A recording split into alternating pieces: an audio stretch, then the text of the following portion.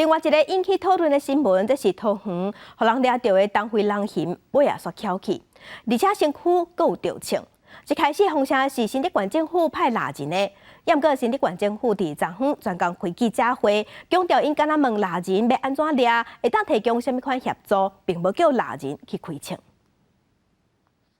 27去互枪支弹死的东非狼熊，新竹县政府敢有叫拉人去甲开枪？县政府2八早起开记者会背会，讲过去这几天为着掌握狼熊的位置，农业处参桃园市府双方有咧联络，因为狼熊愈来愈靠近新竹县，才会成立紧急处理小组。不过绝对无委托人性拉人去现场开枪。新竹县政府在这里重申我们并没有委托林姓猎人来做这一件事情况且案发地不属于新竹县的管辖。我们当初跟林姓猎人联络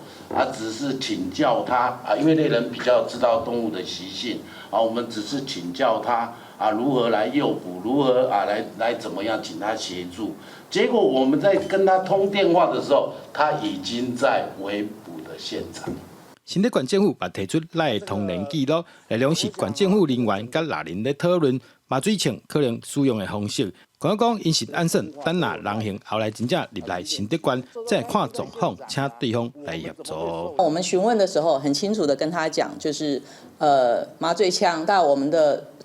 处理的，如果到新竹县的话，我们处理的方式会使用麻醉枪。那麻醉枪大概到时候会请他协助。电话传出林姓拉人在现场有得到六福村动物园兽医的授权，则开枪的讲法。六福村嘛否认，而且说来暗算对拉人提出告诉，嘛希望两者背后清到底是虾米人授权开枪。记者杜君和新竹报道。